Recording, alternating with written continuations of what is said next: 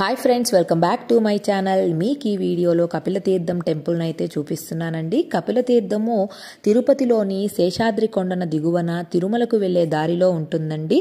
దీనినే చక్రతీర్థము లేక ఆల్వార్ తీర్థము అని కూడా పిలుస్తారు. కృతయుగంలో పాతాళ లోకంలో కపిల మహర్షి పూజించిన కపిలేశ్వర స్వామి ఏవో కారణాల వల్ల భూమిని చీల్చుకొని ఇక్కడ వెలిసినట్లుగా చెప్తారు. అందువలన ఇది కపిలలింగంగా పేరుకొన్నదండి. త్రేతాయుగంలో అగ్ని పూజించిన కారణంగా ఆగ్నేయలింగమై ఇప్పుడు కలియుగంలో కపిలగోవు పూజలు అందుకుంటోంది. ముల్లోకాల్లోని సకల తీర్థాలు ముక్కోటి పౌర్ణమి నాడు మధ్యాహ్న వేళ 4 గంటల పాటు కపిలతీర్థంలో నిలుస్తాయని ప్రతీతి. ఆ సమయంలో అక్కడ స్నానం చేసి నువ్వు గింజంత బంగారం దానిచ్చేసినా అది మేరు పర్వత సమాన దానంగా పరిగణించబడుతుందని భక్తుల విశ్వాసము.